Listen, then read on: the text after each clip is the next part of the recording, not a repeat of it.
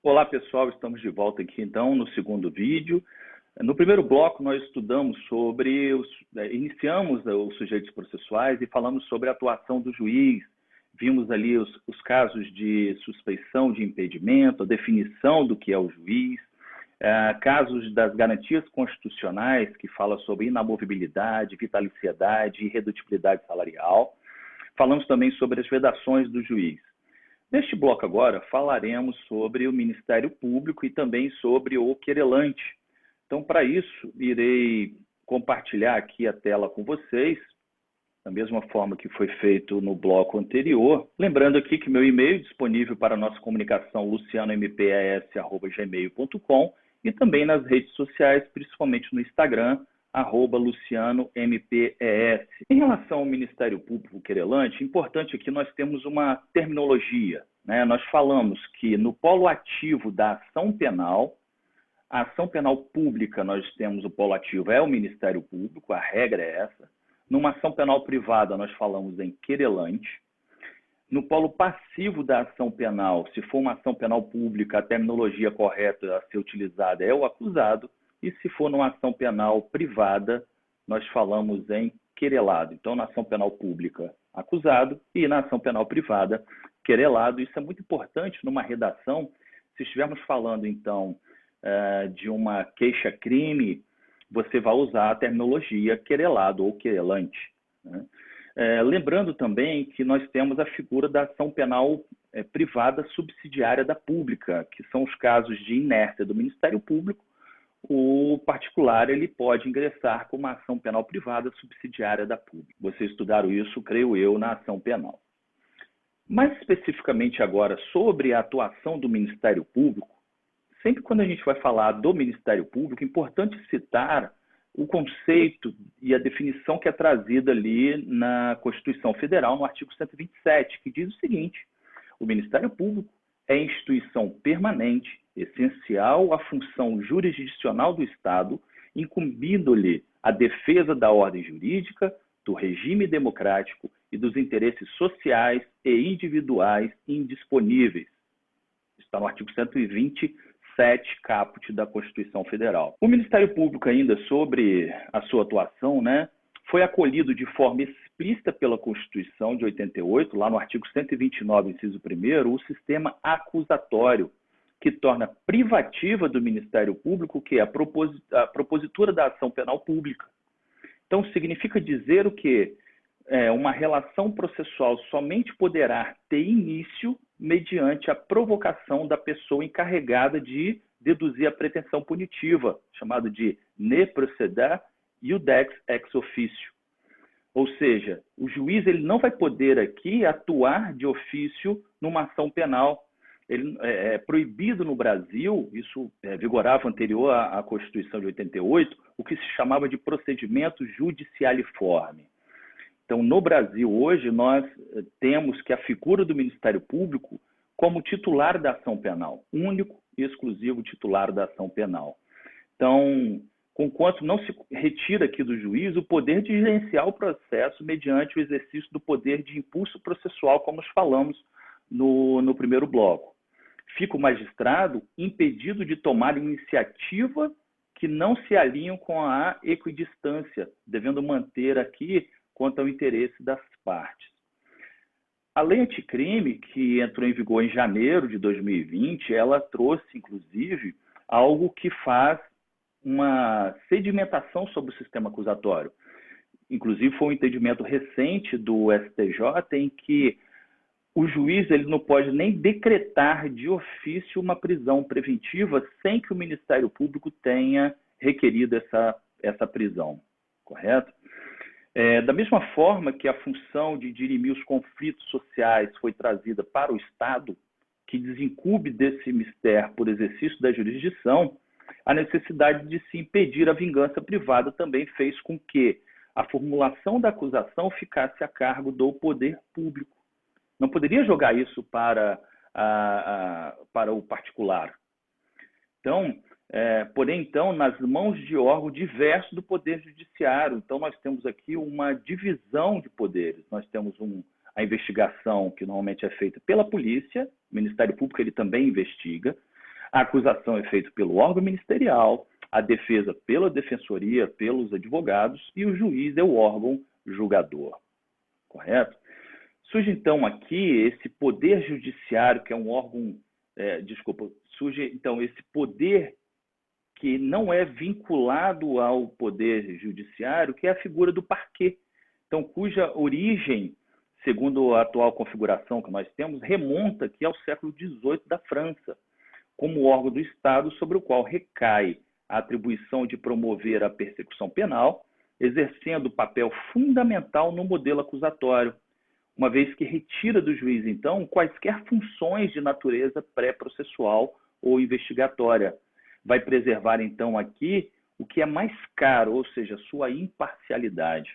Tanto é, voltando à lei anticrime, nós temos a ideia aqui do juiz das garantias, que é aquele juiz que vai atuar numa primeira fase, a fase de investigação, e ele vai estar proibido de atuar na fase de julgamento. Né? Nós sabemos que isso ainda está suspenso pelo STF, mas caso entre a sua eficácia venha à tona, nós teremos então a figura aí do juiz das garantias. A Constituição Federal e o Código de Processo Penal, no artigo 257, inciso 1º, dispõe que compete ao Ministério Público promover privativamente a ação penal pública na forma da lei. Então, não há mais espaço aqui para o denominado, já falei sobre isso, o procedimento judicialiforme. Só explicando um pouquinho esse procedimento judicialiforme, antes da Constituição de 88, era possível que o órgão jurisdicional desse início a um processo penal condenatório de ofício, por isso que é chamado de processo judicialiforme. Era o que ocorria nas hipóteses estabelecidas na Lei 4.611 de 65, nos casos de crimes culposos de lesão corporal ou de homicídio, e nos casos de contravenções penais, certo? Nós tínhamos ainda essa previsão no artigo 26 e o 531, porém o 531 ele teve sua redação alterada em 2008 pela Lei 11.719. O artigo 26 ele não foi recepcionado pela Constituição. Então, esses dois artigos aí traziam ainda a possibilidade desse processo judicialiforme.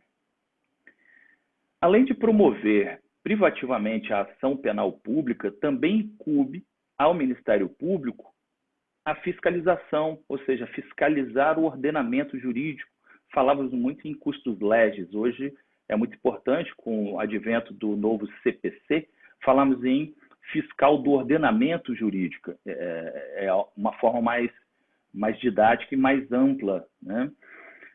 O artigo 257, inciso 2º, traz essa previsão. Então, o Ministério Público ele pode atuar, então, como autor de uma ação penal ou como fiscal da lei.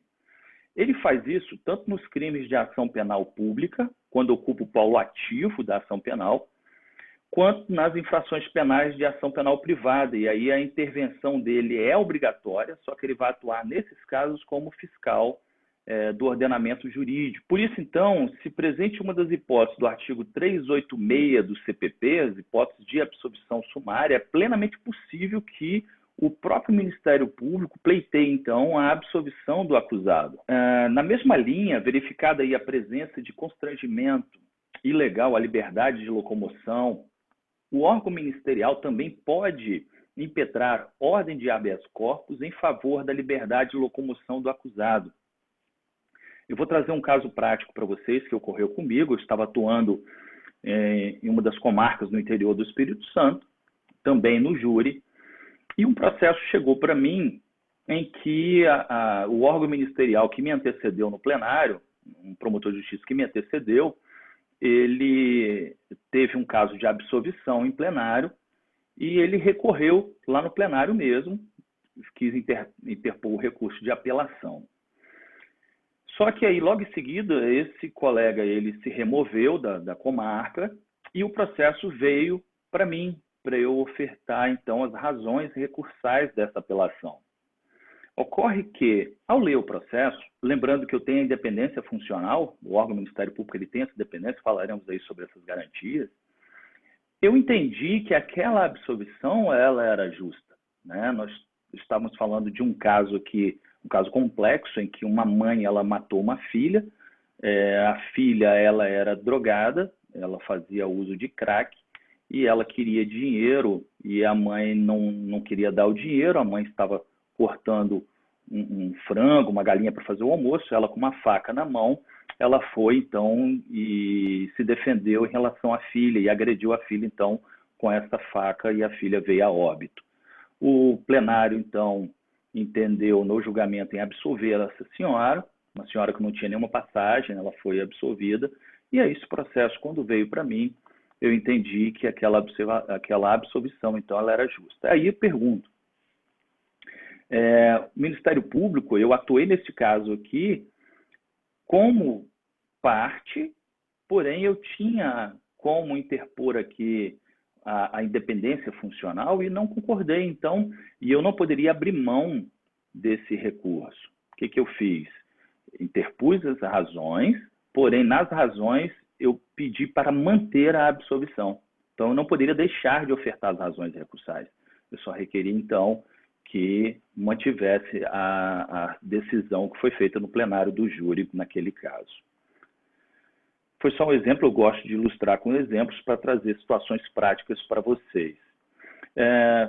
Quanto à natureza do órgão ministerial, apesar da parte minoritária da doutrina considerar que o Ministério Público funciona como um quarto poder, não estando subordinado a qualquer dos três poderes que compõem a divisão clássica, né? Executivo, Legislativo e Judiciário, prevalece o entendimento no Brasil que o parquê está vinculado ao poder executivo. Mas lembrando, não tem qualquer subordinação nessa relação, uma vez que o Ministério Público goza de autonomia funcional, administrativa e financeira, conforme artigo 127, parágrafos 2º e 3º. Falando um pouquinho mais ainda sobre o sistema acusatório, para impedir, então, a vingança privada, atribuiu-se o monopólio da acusação ao poder público, porém, a órgão distinto, como já foi falado, do Poder Judiciário, para preservar sua imparcialidade para o julgamento. Por isso foi incumbido, então, o Ministério Público da titularidade privativa da ação penal. Já tratamos sobre isso. Quando eu falei para vocês sobre a prisão preventiva, isso está previsto no artigo 311 do CPP, em que a prisão preventiva não mais pode ser decretada de ofício pelo juiz, fortalecendo ainda mais o sistema acusatório. Bom, na ação penal, então, lembrando que a ação penal, você já deve ter estudado isso, a ação penal ela se divide em ação penal pública, ação penal privada e subsidiária da pública. A atuação do órgão ministerial na ação penal pública, ele atua como titular da ação penal. Nós temos aqui a atuação do órgão ministerial como parte. Na ação penal privada, em que o titular da ação penal aqui é o particular, então o Ministério Público vai atuar como fiscal do ordenamento jurídico. E nós temos os casos também de ação penal subsidiária da pública, em que o particular ele pode interpor uma queixa-crime subsidiária, né, esse é o nome que se dá, quando houver a inércia do órgão ministerial. Lembrando que o Ministério Público ele pode retomar essa ação penal, já que ela não deixa de ser pública, a qualquer momento, né? Então, seria a atuação do Ministério Público. Falando um pouquinho ainda sobre isso, o artigo 129, inciso 1º, traz que são funções institucionais do Ministério Público promover privativamente a ação penal pública na forma da lei. E o artigo 257, inciso 1º do CPP, traz que ao Ministério Público cabe promover privativamente a ação penal pública na forma estabelecida neste Código. Então, nós temos aqui dois institutos aqui que trazem o sistema acusatório. Na ação penal privada, em que ele atua como fiscal da lei, o Ministério Público oficiará em todos os termos do processo, na condição de fiscal do ordenamento jurídico, isso está previsto no artigo 157, inciso 2º do CPP, em que fala que cabe ao Ministério Público fiscalizar a execução da lei. E o papel do Ministério Público na ação penal privada subsidiária da pública, nós temos no artigo 29 do CPP, que diz que será admitida a ação penal privada nos crimes de ação pública, se esta não for intentada no prazo legal, cabendo ao Ministério Público, aí nós temos aqui seis participações aqui que o Ministério Público poderia fazer. Aditar a queixa subsidiária, repudiá-la ou oferecer uma denúncia substitutiva, intervir em todos os termos do processo, fornecer elementos de prova, interpor recurso a todo tempo no caso de negligência do querelante e, por fim, retomar a ação como parte principal. Isso que eu estou falando é da ação penal subsidiária da pública. E o MP, o Ministério Público, ele é um órgão parcial ou imparcial? Vejam bem, como fiscal da lei, ele é imparcial, né? Como fiscal da lei, do ordenamento jurídico, nós falamos que ele é um órgão imparcial. A dúvida maior é como titular da ação penal, ele continua sendo imparcial ou ele tem que ser parcial? Vejam bem, prevalece na doutrina que o órgão ministerial ele continua como imparcial também, porque ele busca aqui, sempre ele visa buscar a verdade real e a correta aplicação do ordenamento jurídico. O artigo 610, parágrafo único do CPP, ele trata sobre a imparcialidade do Ministério Público. E também temos um julgado do STF, no HC 87926 de São Paulo, em que o Ministério Público sempre falará antes da defesa, inclusive no segundo grau. Daqui traz a ideia sobre essa imparcialidade. Nós temos doutrina que critica um pouco isso, o professor Renato Brasileiro mesmo é um que critica, falando que o órgão ministerial, quando ele é titular da ação penal, ele tem que ser um órgão parcial. Um órgão parcial seria perseguir ali, com o devido processo legal, obviamente, até a finalização do julgamento. Aí é lógico, ao final, se entender pela absolvição, o órgão ministerial ele teria a liberdade de, na alegação final, requerer a absolvição daquele que responde à ação penal. Isso não tiraria dele a parcialidade do processo. Mas, como já disse, prevalece aqui sobre a imparcialidade, tanto quanto fiscal da lei, quanto titular da ação penal. A organização do Ministério Público, é importante a gente entender um pouquinho essa estrutura. O Ministério Público Brasileiro, está previsto na Constituição Federal, traz o órgão do Ministério Público da União, em que se divide o Ministério Público do Distrito Federal, Ministério Público Federal, Ministério Público do Trabalho e também o Ministério Público Militar. Esses quatro aqui pertencem ao Ministério Público da União. E nós temos também o Ministério Público Estadual, é lógico que o Distrito Federal está ligado aqui e é mantido pela União Federal, certo?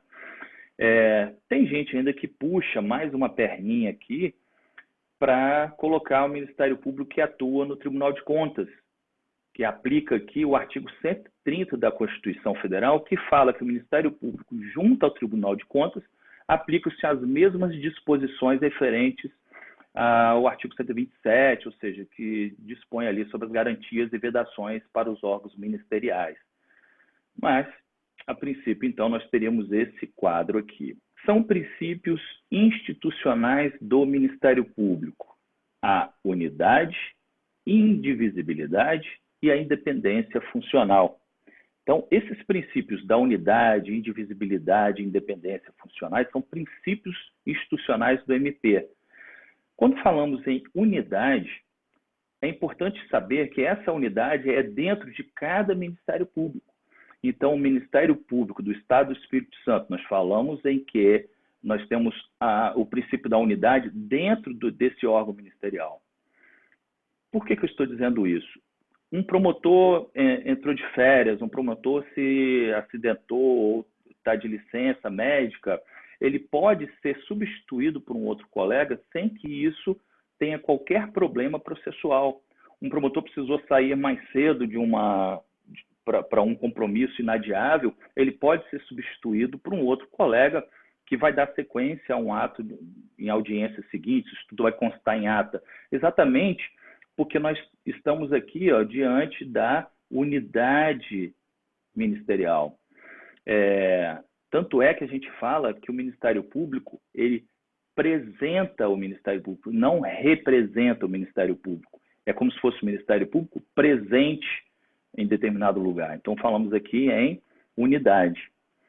A indivisibilidade também, e também isso tem a ver com essa, que o Ministério Público ele é apresentado pelo seu órgão, tanto promotor ou procurador de justiça, e não representado.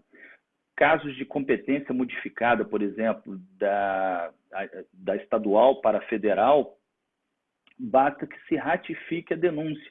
Por exemplo, exemplificando isso que eu estou falando, vamos imaginar uma ação penal que deu início na esfera estadual e, ao chegar ao fim ali, ou determinado momento da instrução, entendeu-se que a competência seria do órgão federal.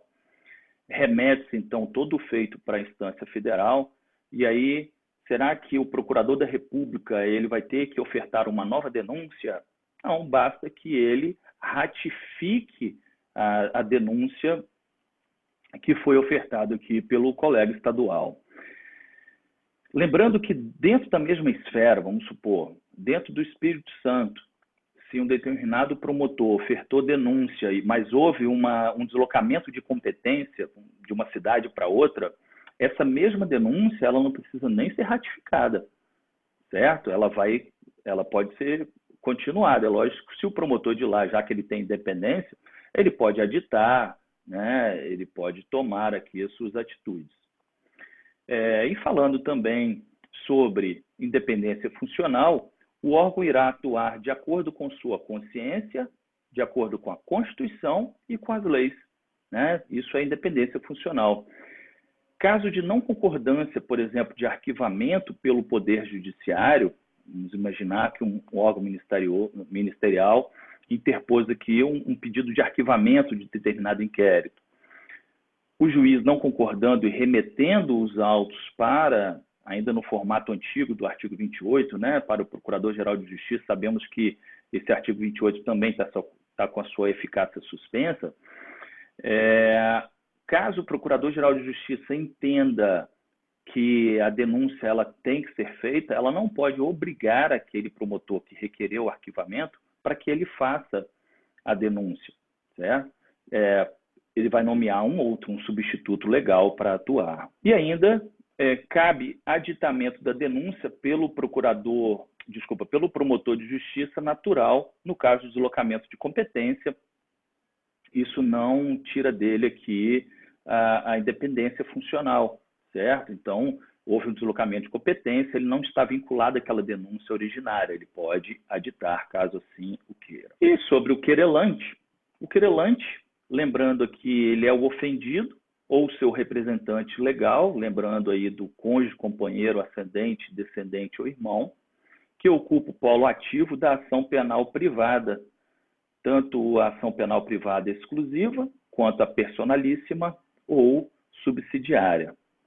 E quem vai ser aqui o querelante, né? Ele é o ofendido maior e capaz, ele vai ser ele mesmo, pessoalmente, o próprio ofendido, se ele for maior e capaz. Se ele for incapaz, ele vai ter que ser legalmente representado, aí, tanto pelos pais, responsáveis ou curador. E se for um ofendido morto, pelo cônjuge, companheiro, ascendente, descendente e irmão. Isso tudo vocês podem observar no artigo 30 do Código de Processo Penal e artigo 31 do CPP, que traz essa previsão, certo? Então, com isso, concluímos mais esse bloco e aguardem para o próximo, ainda sobre sujeitos processuais.